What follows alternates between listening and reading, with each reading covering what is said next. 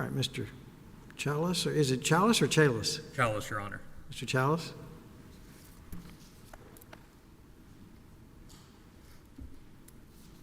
May it please the court. Good morning, Your Honors. I'm happy to be here today. My name is Jonathan Chalos, and I represent the appellant, Aframax River Marine Company. I'm requesting 5 minutes of time reserved for rebuttal today, please. The district court's final judgment should be vacated, and in this case, remanded for further consideration and additional fact-finding by the district court consistent with longstanding admiralty principles. The district court's ruling here in favor of Suderman and Young Towing Company and G&H Towing Company, which I'm going to refer to this morning as tug operators, is fraught with legal errors and glaring omissions.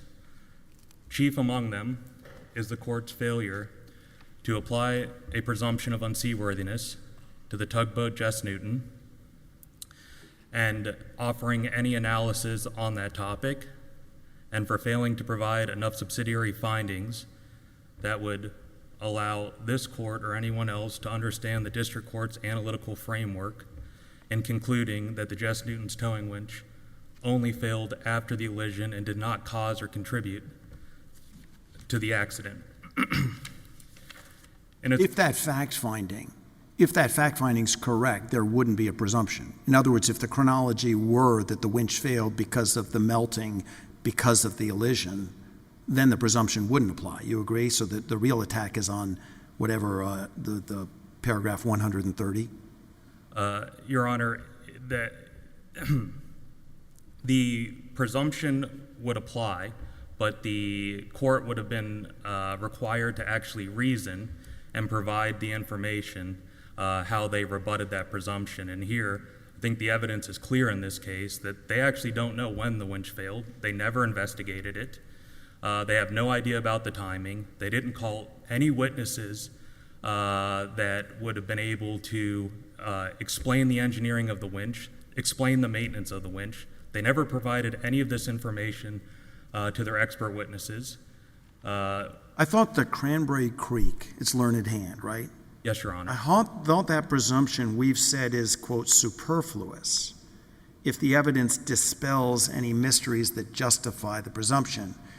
And wouldn't that be true if, and I know you're contesting the fact, but if the fact were that the winch was fine, it was working till it melted, well, how would you get the presumption? I would respectfully disagree, Your Honor, because cases in this circuit have held before that establish that the admiralty presumptions affect the burden of proof and not merely the burden of going forward with evidence.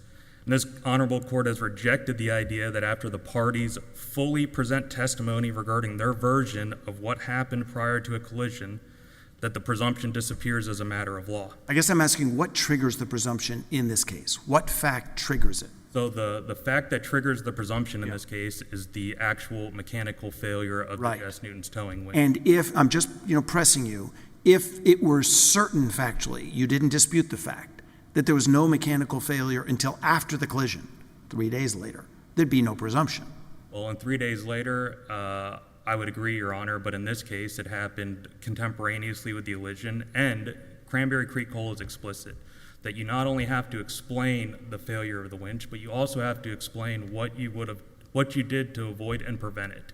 And that evidence is nowhere in the record, Your Honor. I thought you sort of, you really skewered, what was his name? Arduengo? Yes, Your Honor. I don't know if that was you, but you were cross-examining pretty heavily on. Yes, Your Honor. Okay, so why wasn't that evidence all in front of the district court? I don't think I... You were saying to Arduengo, the winch failed before the collision, right? The failure of the winch, and he was pressed heavily about that, using the failure report, right? The mechanical, yeah? So the problem with Mate Arduengo's testimony on the winch is that he's admitted that he's made he did no investigation, that he actually wasn't in the engine room at the time that the winch failed, and that he's admitted that he doesn't know when the winch failed because he does not know when the O-ring failed. And so this is why it was imperative that tug operators did an investigation, because that is the only way that they could have rebutted the presumption in Cranberry Creek Coal, because they would have had to come forward with the necessary proof. in order to explain not only how the winch failed, which I would argue that they did not explain, but they also, there is nowhere in the record in which they explained what could have been done to avoid and prevent it. And the findings of fact and the conclusions of law of the district court at ROA 5544 paragraph 5, they actually accept that there's a presumption of unseaworthiness when a vessel suffers a breakdown of its equipment shortly after the beginning of a voyage. And then it also found that Shortly after the beginning of the voyage, before the elision. it doesn't say before the elision, it just says that the presumption operates that the vessel was actually unseaworthy at the start of the voyage, or the undocking maneuver in this case, if you have equipment that fails shortly thereafter. And so we're talking about a time period of less than 90 seconds from the collision to the actual first instance in the record before the district court, in which tug operators realized that their winch wasn't operating correctly. And that is when the pilot ordered Madar Duango to release his winch from the Aframax River, and he said over the VHF communications and the radio that he was unable to do so. Madar Duango also testified to that fact, that he was unable to follow the pilot's order to release his towing winch. And we're talking within 90 seconds. They did no investigation. They didn't look into any of this. Their reporting on this is so inconsistent. And the district court even found that the winch had actually suffered a failure when after the hawser had parted and burned through, and as they were reeling it in. And that is not what Madar Duango testified to, and I believe that appellees have actually conceded in their briefing that is actually a clearly erroneous finding regarding the winch. Well, if you're right, if it malfunctioned before the elision, how would that have contributed to the elision happening? That's a good question, Your Honor. Both Madar Duango and Captain Phillips, the pilot on board, both testified that you could not serve as the aft tugboat in the position that the Jess Newton was without a working towing winch. They both testified to this fact. And so that right off the bat would suggest, or would actually prove, right, that if your winch did malfunction during the elision or prior to the elision, that it was a contributing and causal factor of the elision, because you would not be able to serve as the aft tugboat without a working towing winch. Also, when Pilot McGee was extensively cross-examined over the pilot's portable unit, which actually shows the track that the vessel took, and we had discussed all of the principles regarding that well, let me back up. He had testified that the faster a vessel goes, the less effect that the tugs are going to have on it. When you look at the PPU, it shows that the faster the vessel went, the harder the vessel turned. And so he agrees with me that what's shown in the PPU was not actually what happened. And if you look at the vector of the Jess Newton, it is always parallel to the vessel. She basically had no effect whatsoever on turning the vessel. And tug operators' own expert witnesses had said that at the highest speed, which only lasted for a matter of seconds, the tugs would have still been at least 30% effective in turning the vessel. And here, they would have been 80 to 90% effective for the majority of the actual undocking maneuver. And so for the vessel to be shown in the PPU not to be turning at all, and for Captain McGee to actually agree that what the principles that we discussed and he was cross-examined over actually aren't shown in the PPU, coupled with the evidence that you would need a working towing winch to actually serve as the aft tugboat would answer that causal connection question, Your Honor. And I think that the trial defense primarily, and maybe you say there was discovery not turned over, but I thought it was the position of the tugs. that didn't allow the fulcrum, didn't allow them to swivel the boat downstream. So this is one of our arguments, and I still believe this to be true, but we're never going to overcome that based on the district court's findings of fact and conclusions of law, because I think that there's evidence in the record to support both sides of that argument. I think my time here is... Oh, no. Oh, I'm so good. Okay. And so I think that another thing that I'd like to really highlight for the court, right, is that they failed to call the chief engineer as a witness in this case. And he was the gentleman that actually made the repairs for 12 hours to the equipment. He's the one that authored the report in which Madar Durango admits that tug operators misreported the breakdown of the winch, and that it was actually reported to tug operator senior vice president on the night in question.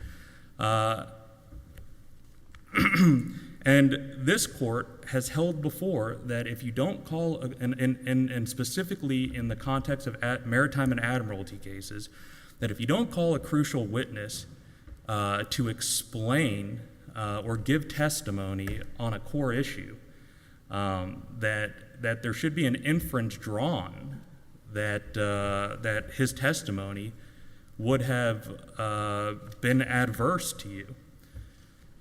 I'd also like to point out for the court that this is a core issue that was before the court that they just never answered. The parties all submitted in their joint pretrial order as contested issues that need to be resolved for disposition of this case is the actual Jess Newton's unseaworthiness as a result of its mechanical failure of its towing winch. It also was a contested issue of law. When did you find out about the mechanical failure? So there were some witness statements, and I have to preface this with that Aframax River had a couple of different counsel before I got involved in the case. And so I don't actually know when it was known to Aframax River, but appellees argue that in their witness statements that they had disclosed that the winch had a failure after the hawser had burned through and after the elision and while the Jess Newton was reeling in the winch. When I first got involved in this case, we had a hearing before Judge Miller in December of 2020, in which we're asking for additional discovery because we say, hey, they haven't produced any root cause analysis report, they haven't produced any defect reports, and we would like to reopen discovery to explore this because it's required under the ISM code. It's required under the Jess Newton safety management system. And the Jess Newton had a certificate of compliance with the ISM code, and so their safety management system would have required reporting of incidents like this. And the senior vice president of G&H Towing had actually testified that they had actually reported on the company's operational incident report form was required by their SMS. If you look at 33 CFR 96.250I, it states that any reportable incident has to be investigated and analyzed with the objective of improving safety and prevention of pollution. You asked to reopen discovery, is that what you're saying, and you weren't allowed? We were. Judge? That's correct. And then after we were denied in that hearing that was not on the record, we had, looking through the discovery that was produced, we had found that tug operators had inadvertently produced the DIS list. And the DIS list has an entire list of all of the documents that were given to tug operators counsel by tug operators, and on there it clearly states the Jess Newton mechanical failure documents. And when we brought this to the court's attention, and we were in a discovery dispute about this, the court basically told us, you can't have any more discovery because it's going to prejudice tug operators because they've already begun preparing for trial. I'd like to note here that from the time of that ruling to the time that we actually had a trial, it was almost 2 years.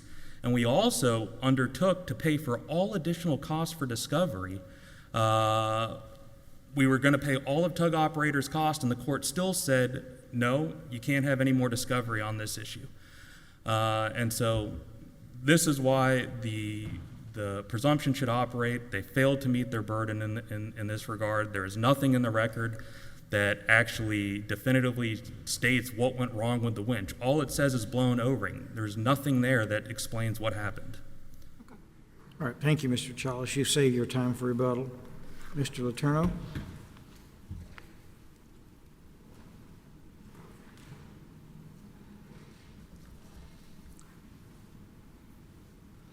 Good morning, Your Honors. Keith Letourneau for Appellee's Tug Interests. May it please the Court. I'd like to address a number of the points that opposing counsel has made. I would start by saying that in this case, when we're talking about Cranberry Creek Coal, that case had a distinction, which was that there was proximate cause essentially found at the inception of the case. That case involved a tug whose engine failed as it was maneuvering barges, and it failed because a piston cracked, and the crack was caused by a mechanical condition. So there was causation at the outset of that case. That is not the case here. There is ample evidence in the record that establishes that there is simply no causation, and if you look at it from the standpoint of the experts that testified, as well as the pilot and mate Arduengo, in terms of what could be done in order to move that vessel as it was moving astern, the effect essentially is that it could not be turned at the rate of speed that it was engaged. We have the testimony of Captain Mike Phillips. Mike Phillips said, he was asked the question, once the Aframax River engine started to overspeed, was the intent to turn the vessel or not? What would the plan have been, to turn the vessel or take some other action? Answer, in either case, you have to get the vessel stopped before turning it. The vessel is not going to turn making that much sternway. It's physically impossible. We could have had 5 tugs at the aft end of the vessel. It would not have turned that vessel. Unless you got the ship stopped with putting the engines ahead, couldn't have turned that ship that night. That's what Captain Phillips said. He was the pilot. He had decades of experience piloting on the Houston Ship Channel. Professor Munch, professor of naval architecture and marine engineering at the State University of New York Maritime College, testified it would be impossible for the tugs to turn the Aframax River because of the excessive speed.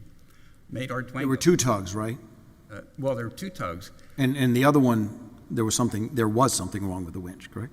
Your Honor, there was a winch that was not operable on the Gasparilla, Yeah. but that did not affect that tug's operations. The tug got a line up, and the tug was able to maintain its position and carry out all of the orders that it was directed to by the pilots.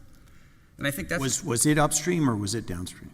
well, it was at the bow of the vessel. Bow, but upstream, port or starboard side? It was on the port side of the bow of the vessel.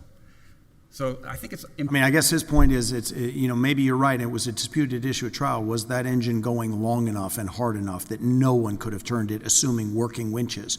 But it would be even more impossible, I think, but tell me if I'm wrong, if the Jess Newton didn't have a winch that could pull it. Well, Your Honor, to that effect, you have to look at the testimony of Mate Arduengo. Yeah, and I read it. There's visual testimony, visual evidence in terms of a video that was taken during the course of the. Go ahead. Yeah, I'm listening. In the course of the dock operations at ITC, there was a dock video. It's important to take a look at that. So what did Arduengo say about the winch? What he said was, what was your recollection as to the tension of the hawser at the moment of the explosion? It was still tight. I wasn't pulling on it, but it was still tight. Question, had you done anything up to that moment to touch the brake or release the brake or do anything like that? Answer, no. From your position in the wheelhouse looking down, did you have an opportunity to observe the position of the brake on the winch based upon the arm that you talked about earlier? Answer, it was set. The brake was set. Okay. Were there any alarms that went off in the Jess Newton's wheelhouse from the time of departure until the moment of the fire? Answer, no. So basically what he's saying, and also if you... Could he explain the mechanical report that actually gave a specific time certain for the failure, and that was before the elision? Your Honor, it never happened before the elision. But the report says it did. Well, Your Honor, you have to keep in mind that those are manual reports that are made by crew members aboard the tug. It's not a VDR, it's not a black box where you have a timestamp at times and events that take place. I know, but it would be a lot cleaner if we had here unknown time or as a result of elision. But instead, the little report that we've got that he's saying wasn't given over with all the surrounding material actually says it was broken before. Well, Your Honor, again, I think you have to look at it in context of what the district judge heard all of this evidence. With respect to the discovery issue that the magistrate judge dealt with in terms of the disclosures, that two-page report, the court found that Aframax had access to documents putting on notice of the winch failure since April 8th, 2019. So they had plenty of time to figure it out, had plenty of time to do discovery. They didn't do it. So back to, again, it's important to recognize that it is the pilots that are directing the actions of the tugs. If you take a look, and this I think is a very important document, Exhibit 139, it's ROA 8325, 8326. It's a bait stamp document, G&H 00533. This is the VDR transcript of the recordings that actually were recorded aboard the vessel Aframax River. What it demonstrates is that that vessel was still going at 3.3 knots within seconds of the time that the elision was going to take place. Our Captain Arduengo, he says at minute 435, you're about to hit the Dolphin. The vessel is still going at 3.3 knots at that point in time, well beyond their capability of handling. Professor Munch testified that at dead slow, which this vessel was not going, it would have traveled at 1.2 knots. It would have generated horsepower of 3,000 horsepower. At 3.7 knots, it's going at that speed, but it's also generating 13,000 horsepower at that time, 4 times as much. So Is this argument that even if there were Cranberry Creek error, no presumption, it's harmless? it's harmless. But address the threshold legal question. Why weren't they entitled to the presumption? Well, Your Honor, I think the presumption exists, but you've got to take a look also, not just Cranberry Creek. Cranberry Creek is not binding authority on this court. What is binding authority is in re mid-s towing. And in re mid-s towing says, evidentiary presumptions are assigned to fill a factual vacuum. Once evidence is presented, presumptions become superfluous because the parties have introduced evidence to dispel the mysteries that gave rise to the presumption. That's exactly what happened here. Judge Hanks was very attentive. He was rapt and engaged during the course of the trial. He asked numerous questions during the course of the trial, and he heard all of the evidence. And so from our standpoint, the presumption goes away because the evidence is unrefuted, and especially if you piece it in with the timing of it. For example, Jess Newton's tow line remained taut until the fire broke out and burned through the Jess Newton's tow line. And that is ROA 6763 to 6764. The brake was set throughout until Arduengo paid out the line as he was backing away from the fire, ROA 6763, 6764. And the winch did not fail until the engine room alarm sounded and the winch failed as it was reeling in the tow line, ROA 6763, 6764, and 6774. And then you take a look at the dock video, Exhibit A, 283, minute 3149, Jess Newton tow line is taut before it starts backing away from the fire. So, And if you look at that particular video, it's a dock camera from ITC, and it will pan over to the right. And when it pans over to the right, you can see the tow line from Jess Newton up to the vessel taut, and then you see what appears to be more like an explosion, and then the line goes slack. That is when he starts to back away. This is a case where no good deed goes unpunished. Mate Arduengo, what did he decide to do in that minute of catastrophe?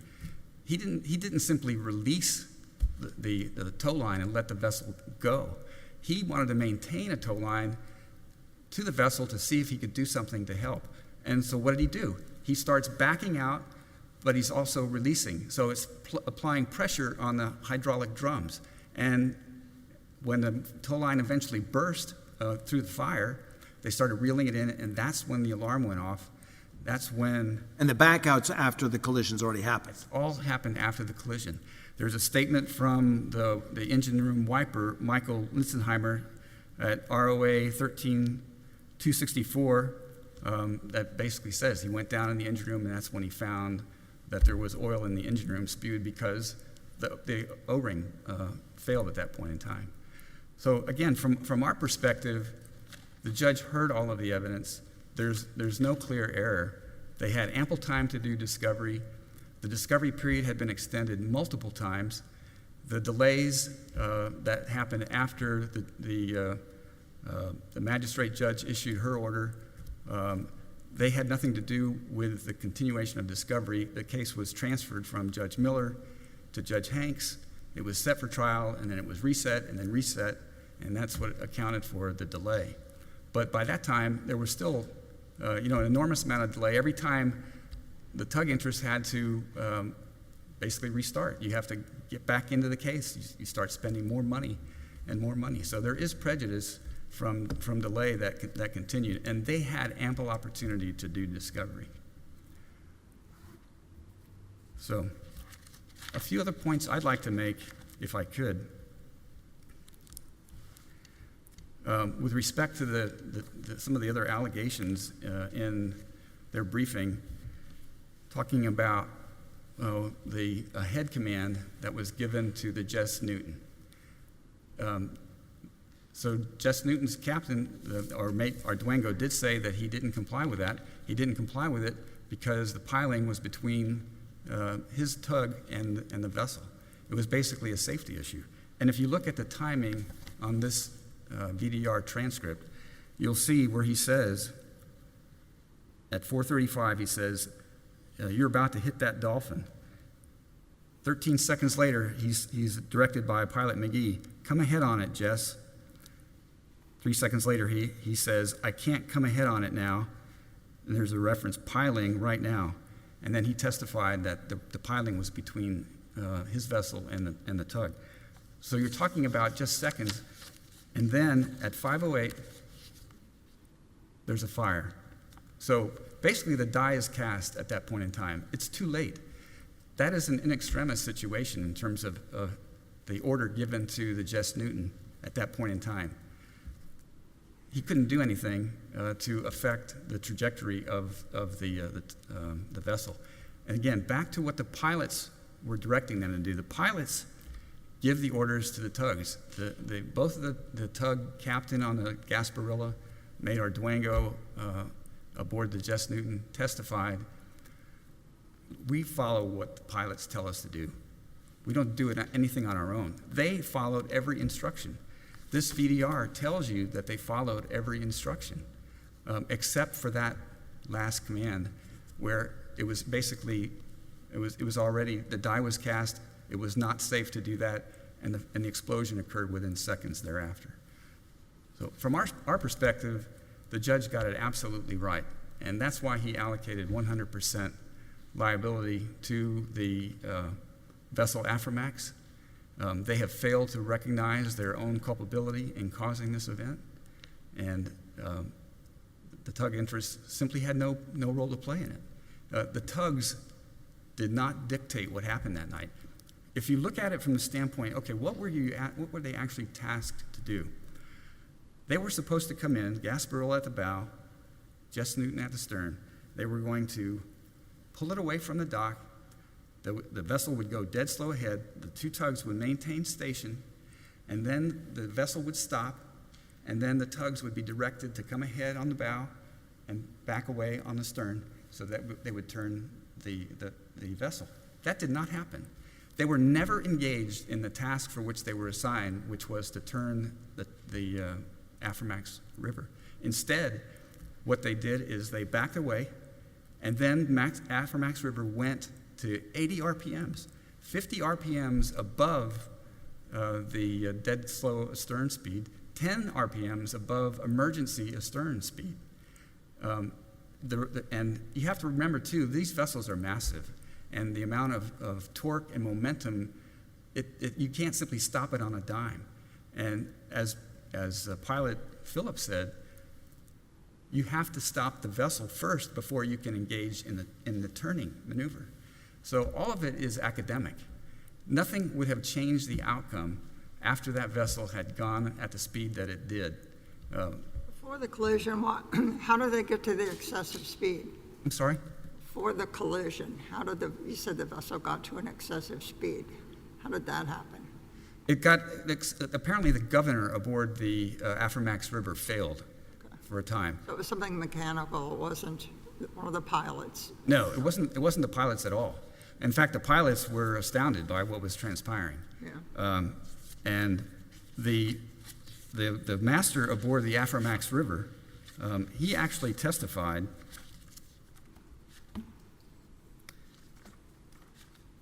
I'll just recount it for you. The question was at trial, I'd like to pull up your deposition, page 124. Question, you were asked, during the period from when you started the unberthing procedure about 30 seconds before midnight until the time that the engine room hit the emergency stop button, which was answer 5 minutes. Question, about 5 minutes after midnight. Answer, yeah. Question, do you agree that the vessel's engine was not responding to the bridge engine order telegraph commands? Answer, yes. Do you agree with that? Answer, yes. So it was the vessel's engines that caused this calamity. Had nothing to do with the tugs. They were not engaged in the turning maneuver. They followed the pilot's instructions, except for that last command, which by that time it was too late to do anything. Some other allegations that are set forth.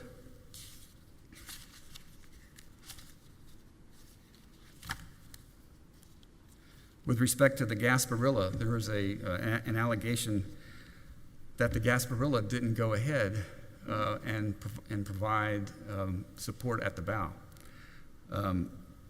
In fact, if you look at the testimony of Captain Scott, who apparently didn't testify at trial, he was very ill, and they took his deposition and it was admitted into evidence. He testified, there was an order to come full ahead about that time, question about that time, answer, and we did it. So he testified that they came ahead. Again, the VDR transcript shows that he did come ahead. How was the Gasparilla secured to the Aframax? It's secured via a tow line. A tow line. So what they would do is they would they pass a messenger line between. Oh, technically, just technical speak, hawser with winch, tow line if no winch and hawser. Is that roughly what I'm thinking of? Well, it's a towing hawser. That's how you could refer to it, if I understand your question correctly. I was just trying to mentally get a picture for the Gasparilla and how it was secured if it was having winch problems. Well, it was already secured. The winch wasn't used. That's what I thought. In order to hoist to reel in the tow line. Yeah. Okay. What would happen is. And that was different than the Jess Newton. Correct. Okay. That's correct. So there was no failure with respect to the Gasparilla that had any role to play. And I also state that there was nothing wrong with the Jess Newton's winch. And that's what the district court found at That's correct. paragraph 130. That's correct. But the allegation in opposing counsel's briefing was that Gasparilla didn't go ahead when it was commanded to do so. Well, the testimony from Captain Scott was that it did, that he did implement that ahead command. And there's also in the VDR. Yeah. It shows at minute 3:43 Give me full up ahead there, Gasparilla. 8 seconds later, 351 from Gasparilla, all stop, full toward. Plus, if you look at, there's another video, it's that same video I was mentioning earlier. It's Exhibit A283, ITC doc video, minute 3204. You can actually see the Gasparilla pushing on the bow of the Aframax River. I think I'm just about out of time. Respectfully, Tug Interests request that this court affirm Judge Hank's decision.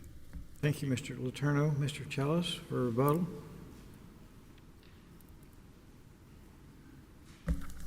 How conclusive is it Exhibit 283?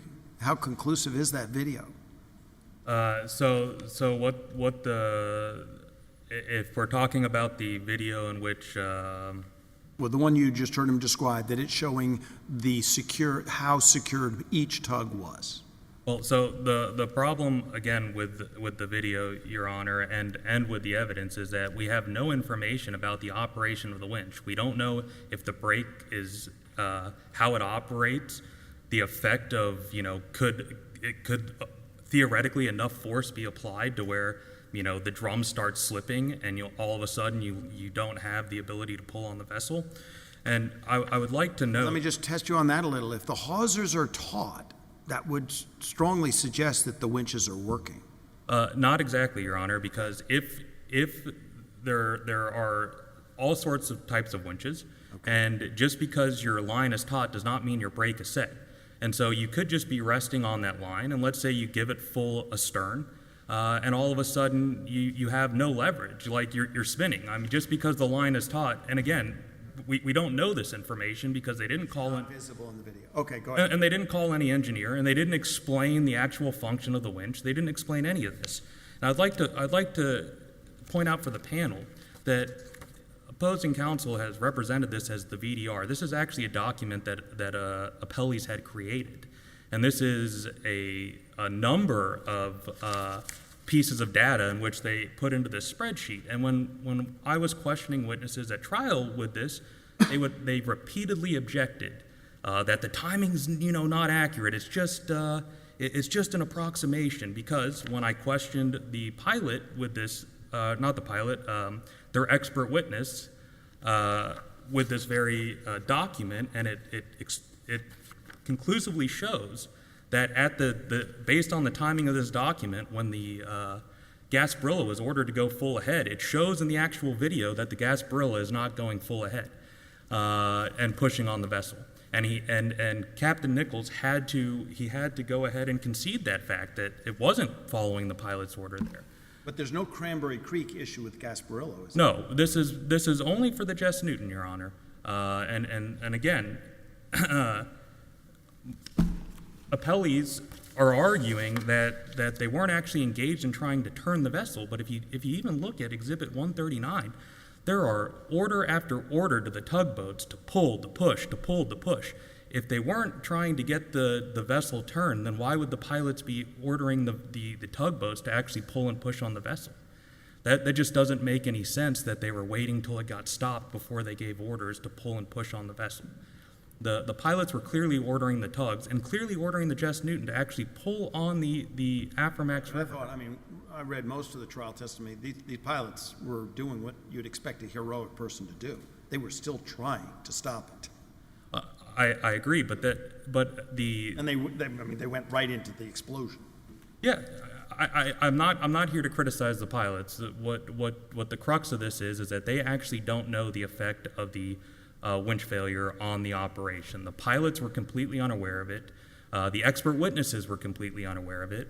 They provided no testimony on again, the operation of the winch, exactly how it failed. All they said was it was a blown O-ring and it didn't cause or contribute to the collision. Well, it all comes down to when the winch failed, doesn't it? Yes, and they've admitted repeatedly that they actually don't know. They produced nobody at trial that could explain that. Everybody was either asleep at the time of the incident, or that Madar Duengo admitted. The only person that was awake and the only person that came to testify at trial that was actually operating the winch at the time says, I'm not an engineer, I don't precisely know when the O-ring popped, I wasn't in the engine room, and I did no investigation, and I didn't do any inquiry into the timing of the. Why isn't that, I mean, you did cross-examine him aggressively on this. Why is it? Oh, the district court heard your argument. Well, I think it's because the And he appellees. said, no, it didn't snap until we're backing out. That's Well- what he says under oath, and the district court credits it. Credits it. What the court actually found is that the winch failed after the hawser had parted and as they were reeling it in. Right. But that's not what Maynard Durango actually testified to. Maynard Durango changed his testimony mid-trial and says, actually, it's not after the line parted. It's actually why I was trying to release the brake and to pay the line out is what he states. But again, they actually don't know when it failed.